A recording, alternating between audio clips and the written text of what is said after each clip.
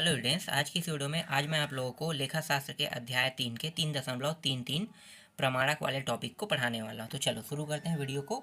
तो देखो, प्रमाणक का मतलब क्या होता है। प्रमाणक का अर्थ होता है प्रमाणक वैश्विक सौदे का लिखित प्रमाण है ना। लिखित प्रमाण है। प्रत्येक सौदे का एक प्रमाणक होता है तथा लेखा पुस्तकों में इसी प्रमाणक के आधार पर प्रविष्ट की जाती है। इन्हीं प्रमाणकों को लेखांकन के आधारभूत प्रलेख कहते हैं। अब यहाँ पे मैं आपको बता देता हूँ कि प्रमाणक क्या है। जैसे आप बैंक जाते हैं, बैंक में जाने के बाद आप एक वाउचर लेते हो ना। वाउचर का मतलब, वाउचर ही प्रमाणक है, मतलब हिंदी में हम उसे प्रमाणक कहते हैं। तो जो पैसा जमा करने के लिए, पैसा निकालने के लिए जो आप एक विड्रॉल फॉर्म है ना, डिपॉजिट फॉर्म जो आप उपयोग करते हैं, उसी को हम क्या कहते हैं, प्रमाणक कहते हैं।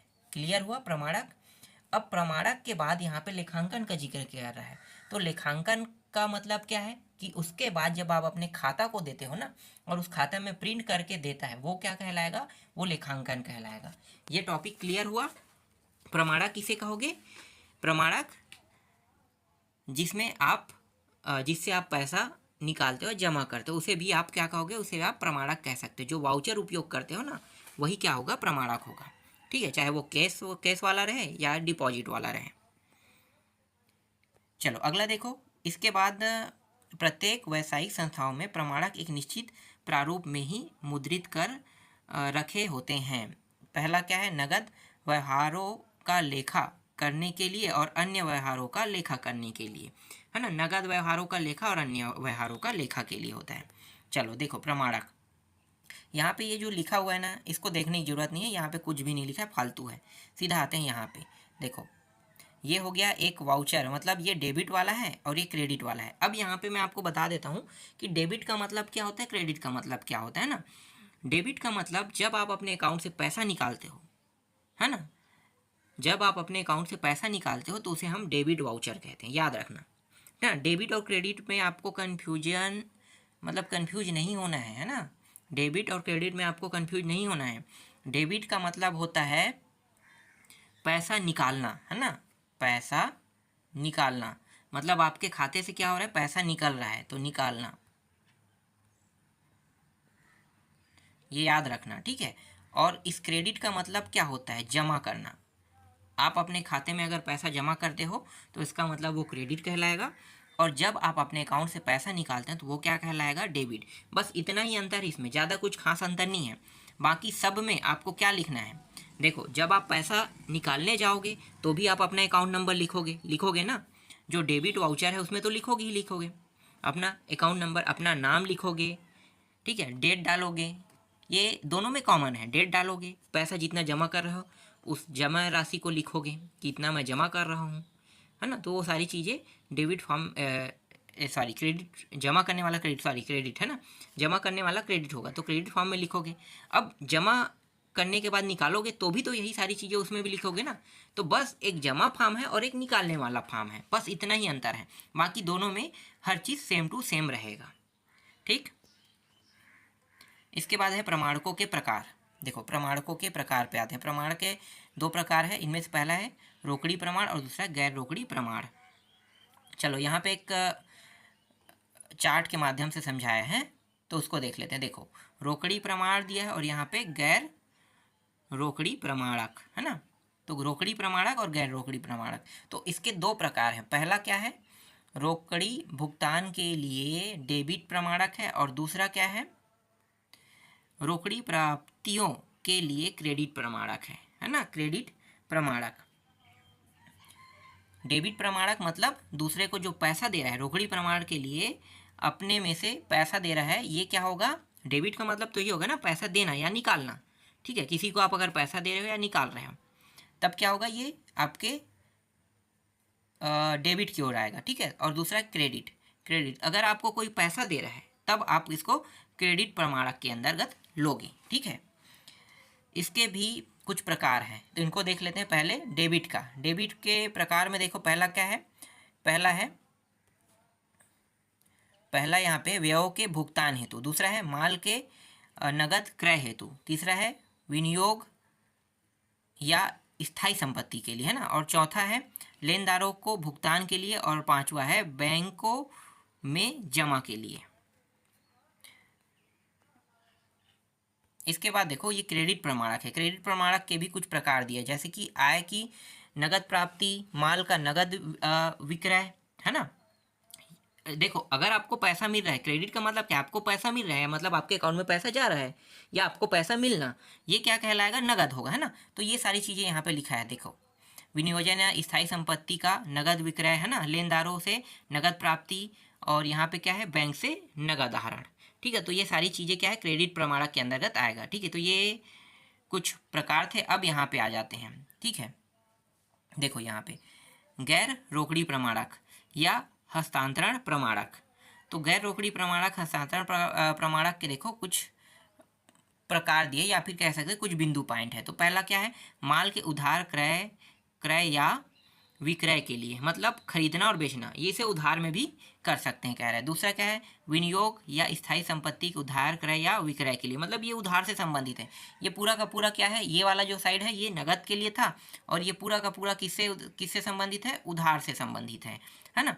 उधार क्रय या विक्रय माल की वापसी हेतु। तीसरा है, चौथा क्या है, ह्रास का लेखा करने, और पांचवा है अशोध्य ऋणों का पुस्तकों में लेखा करना। ठीक है, ये कुछ चार्ट था जिसे हमने अभी देखा।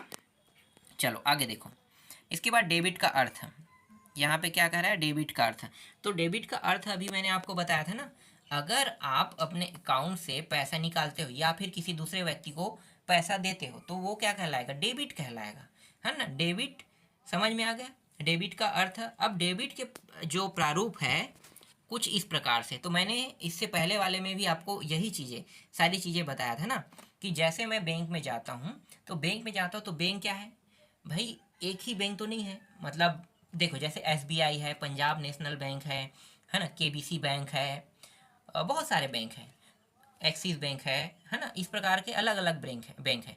तो हर बैंक के जो वाउचर होंगे ना, जिससे आप पैसा निकालोगे, जिससे आप पैसा जमा करोगे, तो हर बैंक के वाउचर जो है अलग अलग बना रहेगा, एक जैसा तो नहीं रहेगा सब बैंक में, है ना। हर बैंक का अलग अलग रहेगा। तो हर बैंक का अलग अलग रहेगा, तो इसका मतलब क्या है, इसका मतलब ये है कि बैंक के वाउचर भले अलग हैं, लेकिन उसमें खाता तो रहेगा ना, खाता नंबर तो सेम रहेगा, है ना। आपका क्या क्या सेम रह सकता है, आपका खाता नंबर, है ना। दूसरा नाम तो आप उसमें लिखोगे, तो खाता नंबर, नाम, इनके लिए जगह रहेगा। दिनांक, है ना, दिनांक, ये सारी चीज़ें तो आप लिखोगे। फिर चौथा क्या है, पैसा निकाल और जमा करो, उस राशि को लिखोगे, तो राशि के लिए हो गया। तो ये सारी चीज़ें जो है, जैसे 3 4 5 पॉइंट है, वो सब में कॉमन रहता है। खाता नंबर लिखने के लिए जगह रहेगा, नाम लिखने के लिए जगह रहेगा, दिनांक के लिए जगह रहेगा, है ना, दिनांक स्पेशली आपको दिखते रहेगा, राशि कितना निकालना है, कितना जमा करना है, ये रहेगा, है ना। तो डेबिट कर रहा है, इसका मतलब आप अपने अकाउंट से पैसा निकाल रहे हो, जिसे हम विड्रॉल फॉर्म कहते हैं। विड्रॉल मतलब पैसा निकालना, है ना। तो डेबिट का मतलब विड्रॉल फॉर्म को ही भरोगे, और उसे हम क्या कहेंगे, एक वाउचर ही है वो। तो ये सारी चीज़ें रहेगा ही रहेगा। तो सबके लिए मैं यहाँ पे बता रहा हूँ, ठीक है, सबके लिए यहाँ पे जो दिया, यहाँ पे आपको जो दिखाई दे रहा है ना, जरूरी नहीं है कि आप यही लिखो, अपने हिसाब से भी आप बना सकते हो। जिस बिल वाउचर या फिर जिसको भी आपने देखा है उसके हिसाब से आप बना सकते हो। समझ में आ गया। तो डेबिट को भी मैंने इसी में समझा दिया, क्रेडिट को, तो दोनों को अलग से बताने की अब जरूरत नहीं है ना। क्रेडिट का यहाँ पे बना हुआ है, लेकिन क्रेडिट को अब हटा देते हैं। आपको ये समझ में आ गया होगा।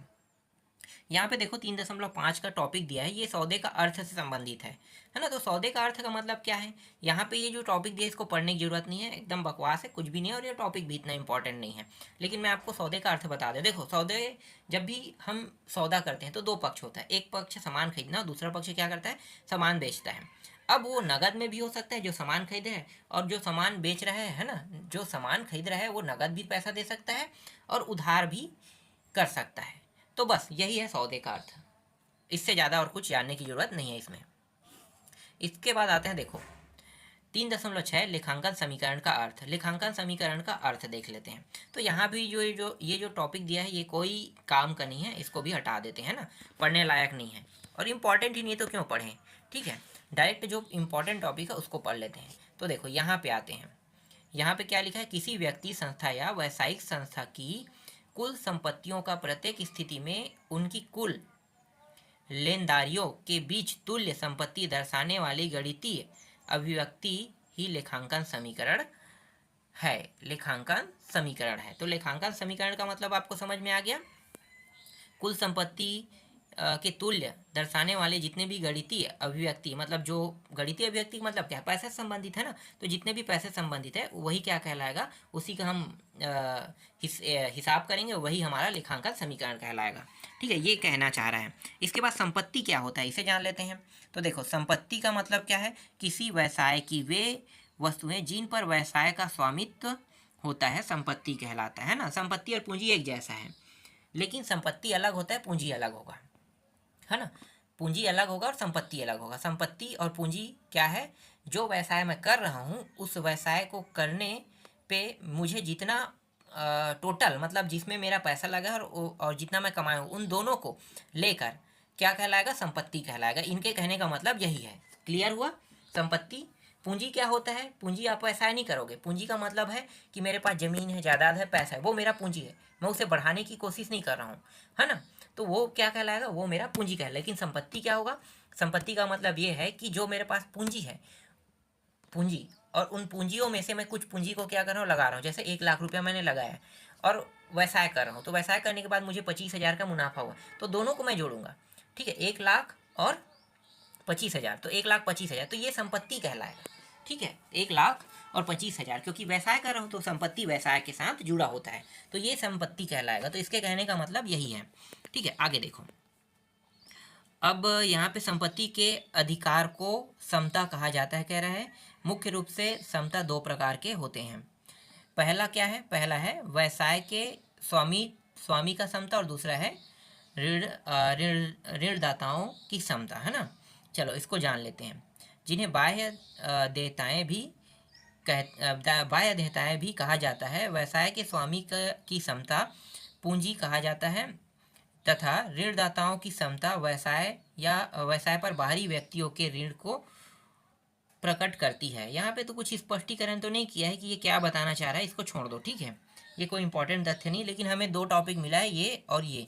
ठीक है, ये दोनों इंपॉर्टेंट हैं। चलो, अब यहाँ पे संपत्ति दिया हुआ है और दिया हुआ है यहाँ पे देखो समीकरण मदों का स्पष्टीकरण, है ना, जिसमें संपत्ति के बारे में, दायित्व और पूंजी के बारे में बताया है। तो चलो यहाँ पे मैं आपको एक बार और बता देता हूँ, संपत्ति को एकदम स्पष्ट कर देता हूँ अब आपको, है ना। संपत्ति देखो, संपत्ति, जब मैं एक व्यवसाय ओपन करता हूँ, तो व्यवसाय ओपन करूँगा तो वहाँ पे क्या क्या चीज़ रहेगा और क्या किन किन चीज़ों की मुझे आवश्यकता होगी, है ना। क्या किन किन चीज़ों की आवश्यकता होगी, एक तो पहले भवन चाहिए, मुझे भवन चाहिए। उसके बाद जो व्यवसाय कर रहा हूँ, अगर मशीनी वाला है तो मशीन लगेगा, अगर कंप्यूटर की है तो कंप्यूटर लगेगा, है ना। तो ये खरीदूंगा ना मैं, तो खरीद के लगाऊंगा, तो ये चीज़ मैं क्या कर रहा हूँ, खरीद रहा हूँ। खरीदने के बाद ये खरीद रहा हूँ, और खरीदने के बाद उसको रखने के लिए टेबल, कुर्सी, फर्नीचर, बहुत सारी चीज़ों की ज़रूरत होगा ना। तो ये सारी चीज़ें मैं क्या करूँगा, वहाँ पे लगा रखूँगा, है ना। तो कुल जो लागत है वो मेरा 1 लाख रुपया आ गया। अब मैं जिस चीज़ के लिए व्यवसाय कर रहा हूँ, जिस चीज़ को मैं बेच रहा हूँ, या जो चीज़ मैं बना रहा हूँ प्रोडक्ट, उनको मैं बेच रहा हूँ, तो बेचने के बाद मुझे उसके साथ मुनाफा भी हो रहा है, तब वो क्या कहलाएगा, संपत्ति कहलाएगा। समझ में आ गया। वो सारी चीज़ें जो मैंने लगाया है वो भी हो गया, और उसके साथ जो मैं बना रहा हूँ और उनको बेच रहा हूँ, तो वो क्या कहलाएगा, वो भी मेरा संपत्ति ही कहलाएगा। याद रखना, ये होता है संपत्ति। तो इसीलिए यहाँ पे कुछ दिया हुआ टॉपिक, जैसे हाथ में रोकड़, अपने पास जो पैसा है उसी पैसा को लगाएंगे ना, तो हाथ में जो पैसा है। फिर देनदार, देनदार, है ना। तो आप कुछ लोगों को पैसा दिए हो क्योंकि बिजनेस ओपन करे, तो वो भी आपका संपत्ति है। कुछ लोगों को पैसा दिया हो कि ये करना है, पोस्टर बनाना है, ये करना है देनदारों को, तो आपका तो पैसा लगा है ना, तो वो भी तो संपत्ति के अंतर्गत आएगा। प्राप्य बिल, है ना, जो बिल है वो भी संपत्ति के अंतर्गत आएगा। इसके अलावा यहाँ पे देखो कुछ टॉपिक है, जैसे मैंने बताया था ना, 1 मिनट, यहाँ पे देखो, जैसे कि स्टॉक है, भाई आपके कंपनी है तो आप अपने कंपनी में स्टॉक भी तो बना सकते हो। जैसे अन्य कंपनियां स्टॉक बेचता है ना, और स्टॉक बना के रखना है अपने कंपनी का, उस कंपनी के स्टॉक को बेचते हैं। इसे फर्नीचर आपने लगाया, मशीन लगाया, विनियोजक, भवन, है ना, ये सारी चीज़ें क्या कहलाएगा, आपकी संपत्ति कहलाएगा। क्लियर हुआ संपत्ति। चलो अब अगला देखो, संपत्ति के बाद आते हैं दायित्व पे आते हैं। तो दायित्व ये रहा, दायित्व है ना, दायित्व, लेनदार, देय विपणन, बैंक, अधिवर्ष। बहुत सारे हैं टॉपिक, सबको याद करने की जरूरत नहीं है, बस इसमें से कम 4-5 पॉइंट को बस आपको क्या करना है, याद रखना है। अगर ये इससे संबंधित प्रश्न आता है तो आपको बस 4-5 पॉइंट ही लिखना है और आपको जानना है कि ये होता क्या है। तो दायित्व मैं बता देता हूँ। देखो, दायित्व क्या होगा, जैसे कि 1 लाख रुपया मेरा पूंजी है, समझो, मैं समझा के बता रहा हूँ, इकाई, दहाई, सैकड़ा, हजार, 10,000, लाख, है ना, 1 लाख रुपया। और ये दायित्व मतलब जो है, इससे मैंने 25,000 रुपया कमाया, किससे, संपत्ति से, पूंजी से। देखो, जब मैं बिजनेस करूंगा तो डेफिनेटली मैं पैसा लगाऊंगा कि नहीं लगाऊंगा, तो लगा हुआ पैसा मेरा क्या कहलाएगा, पूंजी कहलाएगा, है ना। अब मैं जो पैसा 1 लाख रुपया मैंने लगाया, उससे मुझे 25,000 रुपये का मुनाफा हुआ, ये 25,000 रुपया मुनाफा ही दायित्व कहलाएगा, ठीक है। और संपत्ति क्या होगा, इन दोनों को अगर मैं जोड़ूंगा तो संपत्ति होगा, तो 1,25,000 रुपया ये मेरा क्या है, संपत्ति है, ठीक है। तो ये 25,000 रुपया जो है, ये मेरा दायित्व है। तो दायित्व जो है, इसमें क्या होगा, लेनदार, है ना, लेनदार। तो जब आप कुछ सामान को बेच रहे हो, तो वो सामान की जगह में पैसा देगा नहीं, तो वही क्या कहलाएगा, लेनदार के रूप में होगा, है ना। फिर देय विपणन, कोई व्यक्ति आपको बिल पे कर रहा है, तो उसके लिए वो एक वाउचर है, जैसे कि आप पैसा भेज रहे हो, है ना, यूपीआई के थ्रू। तो यूपीआई के थ्रू भेजोगे, उसके बाद आपको आप व्हाट्सएप के थ्रू दूसरे को बताओगे कि ये रहा, मैंने आपके अकाउंट में ये इतना पैसा भेजा है, तो ये इसका क्या है, वाउचर है ना, बिल वाउचर है। तो यही क्या कहलाएगा, देय विपणन के अंतर्गत आ जाएगा। बैंक अधिवर्ष, बैंक अधिवर्ष मतलब बैंक के द्वारा भी कुछ इनकम हुआ है या फिर बैंक से पैसा लिए हो, तो ये इसके अंदर आ जाएगा, है ना। ये हो गया टॉपिक। इसी तरीके से बैंक ऋण भी है, बैंक से आपने कुछ पैसा लिया, बैंक ऋण। अदत्त व्यय है, अनुपार्जित आय है, कर्मचारी क्षतिपूर्ति कोष है, और ये 8वां है, कर्मचारी प्रोविडेंट फंड है, ठीक है। तो ये सब इसमें आ जाएंगे। और पूंजी तो मैंने बता दिया है ना, तो पूंजी वाले टॉपिक को अलग से अब तीसरा जो टॉपिक है उसको बताने की जरूरत है क्या, नहीं है। पूंजी जो आपके पास घर है, बिल्डिंग है, भवन है ना, जो जमीन है, खेत है, ये सब क्या कहलाएगा, आपकी पूंजी कहलाएगा। तो पूंजी का मतलब अब आपको समझ में आ गया। चलो अगला देखो, यहाँ भी कुछ टॉपिक लिखा है लेकिन ये भी इम्पोर्टेंट नहीं है, इसको पढ़ने की जरूरत नहीं। ये टॉपिक के जगह में ना हम लोग ये देख लेते हैं, ये स्पष्ट बता देगा।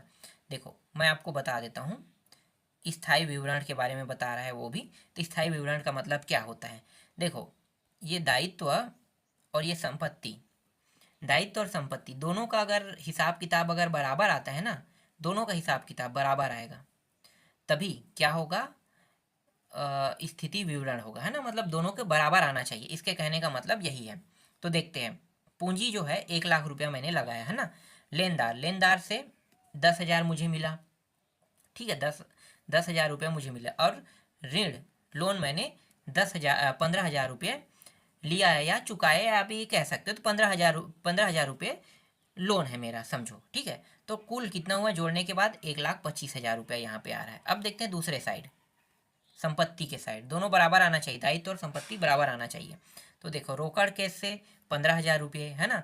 बैंक में रोकड़, मेरा बैंक में पैसा है 9,000 रुपये, 1 मिनट का है। रोकड़ कैश मतलब 15,000 रुपये कैश के रूप में, रोकड़ मतलब हाथ में रखना पैसा, है ना। तो 15,000 क्यों कह रहे हैं, 11,000, ये 11,000 है ना, 11,000। और बैंक में रोकड़ कितना है, मेरे खाते में 9,000 है, ये कहना चाह रहा है ये।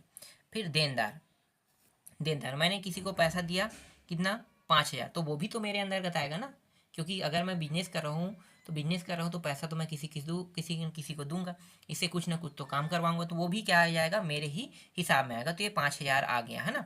फिर अंतिम स्टॉक, मेरे पास जो स्टॉक बचा है वो 8,000 रुपये का है। फर्नीचर 12,000 रुपये का, ठीक है। मशीन खरीदा 25,000 रुपये का। भवन, भवन जो है इसका किराया 55,000 रुपये है। तो कुल मिलाकर कितना आ रहा है, देखो, 1,25,000 रुपया। यही क्या बता रहा है, यही स्थिति विवरण को प्रदर्शित कर रहा है। तो देखो, उपयुक्त स्थिति में विवरण, यह बात स्पष्ट हो रही कि व्यवसाय के पास विविध संपत्ति कुल 1,25,000 रुपये की है ना। संपत्ति 1,25,000 रुपये की है, जिसमें से 1 लाख रुपये की संपत्ति व्यवसायी द्वारा लगाई गई है। मतलब मेरी पूंजी है वो, मैं उस पूंजी को लगा रहा हूँ, और उस लगाने के बाद मैंने क्या किया, व्यवसाय किया, बिजनेस किया, है ना। तब मुझे 1 लाख कुल होके मेरी संपत्ति जो है बढ़ के कितना, मतलब जो मेरी पूंजी है वो 1 लाख है, लेकिन संपत्ति कितना हो गया, 1,25,000 रुपये, मतलब 25,000 रुपये का मुनाफा हुआ। ठीक है, ये कहना चाह रहा है, जिसे यहाँ पे देखो इस प्रकार से समझाया है। देख सकते हो ये वाला पूरा टॉपिक है। अगर संपत्ति निकालते हो तो संपत्ति कैसे निकालोगे, तो पूंजी और दायित्व दोनों को जोड़ दोगे। जो भी ये दायित्व मतलब मेरा मुनाफा है, तो कितना हो गया, 1,25,000 रुपये, है ना। अगर मैं दायित्व निकालता हूँ तो दायित्व कैसे निकालूंगा, संपत्ति के साथ पूंजी को घटा दूंगा तो दायित्व निकल जाएगा। देखो ना, दायित्व 25,000 है तो 25,000 ही निकलना चाहिए, तो 25,000 ये दायित्व आ जाएगा। अगर पूंजी निकालते हैं तो पूंजी बराबर संपत्ति माइनस दायित्व कर देंगे तो क्या निकल जाएगा, पूंजी निकल जाएगा। तो इस तरीके से ये टॉपिक भी कंप्लीट होता है। इसके बाद हम लोग अगले टॉपिक को देखेंगे।